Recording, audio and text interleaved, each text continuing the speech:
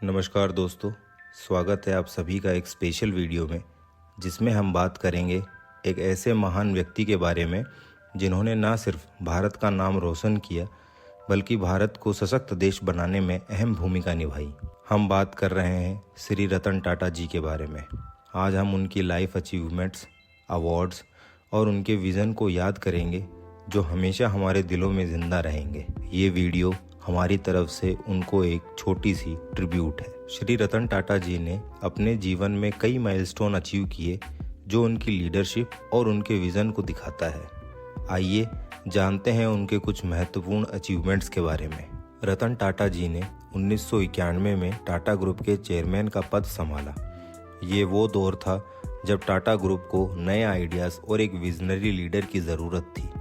उन्होंने टाटा को global level पर ले जाने का विज़न दिया और यह टाटा के लिए एक नए दौर की शुरुआत थी। सन 2000 में रतन टाटा जी ने टाटा टी को दुनिया की सबसे बड़ी टी कंपनी बनाने के लिए टेटली को $432 मिलियन में एक्वायर किया और यह एक्विजिशन एक मेजर इंटरनेशनल बिजनेस सक्सेस थी। सन 2004 में टाटा मोटर्स ने दिव्यो के कमर्शियल व्हीकल बिजनेस को खरीदा जो उनके पहले इंटरनेशनल एक्विजिशन था और इससे टाटा मोटर्स को एक ग्लोबल ब्रांड बनने में मदद मिली।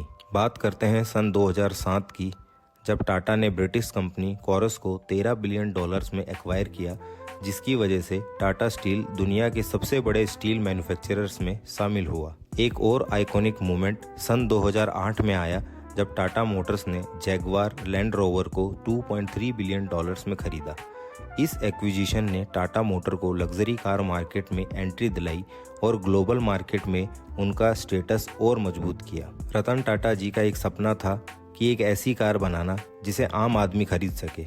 सन 2008 में उन्होंने टाटा नैनो लॉन्च की जो दुनिया की सबसे सस्ती कार थी और ऑटोमोबाइल इंडस्ट्री में एक रिवॉल्यूशन लाया। हालांकि लोग उनकी इस सोच को समझने में असमर्थ रहे। श्री रतन टाटा जी ने सन 2012 में टाटा ग्रुप के चेयरमैन पद से रिटायरमेंट लिया, लेकिन अपने सक्सेसर्स के लिए एक काफ़ी बड़ी लेगेसी छोड़ गए। लेकिन उनकी कंट्रीब्यूशन और उनकी प्रेजेंस टाटा ग्रुप के हर कदम में महसूस होती रही। रिटायरमेंट के बाद भी रतन टाटा जी ने इनोवेशन और टेक्नोलॉजी को सपोर्ट करना कभी बंद नहीं किया।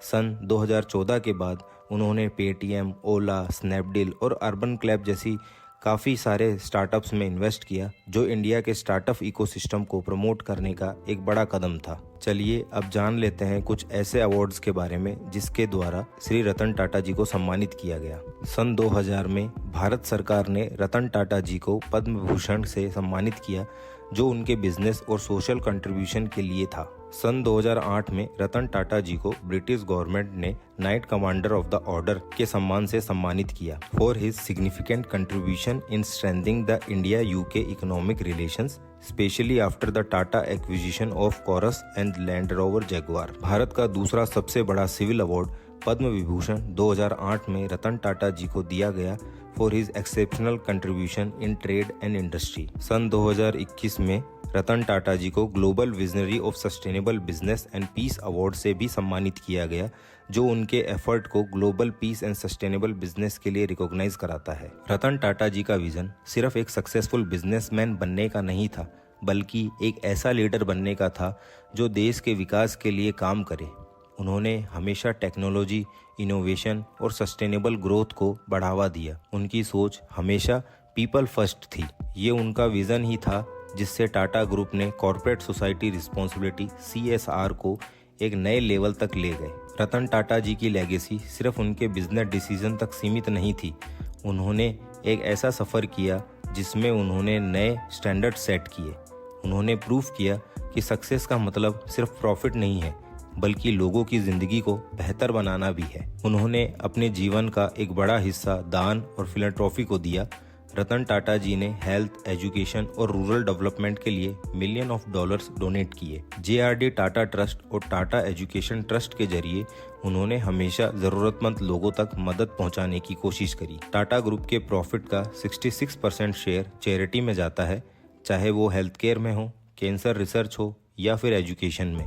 उन्होंने हमेशा लोगों की भलाई के लिए काम किया। रतन टाटा जी का contribution sir Dorabji Tata trust के जरिए कोविड के वक्त भी बहुत इम्पोर्टेंट रहा। रतन टाटा जी एक ऐसे व्यक्ति थे जो हमेशा हमें इंस्पायर करते रहेंगे। उनका बिजनेस मॉडल, उनकी फिलॉसफी और उनके वैल्यूज हम सबके लिए एक मिसाल है। आज हम उन्हें याद कर रहे हैं, लेकिन उनकी सीख हमेशा हमारे साथ रहेगी। उनका विजन और उनका व्यक्तित्व हमेशा हमें आगे बढ़ने का रास्ता दिखाएगा। सर रतन टाटा जी को हमारी तरफ से एक हार्टफेल्ट ट्रिब्यूट। उनकी आत्मा को शांति मिले। जय हिंद।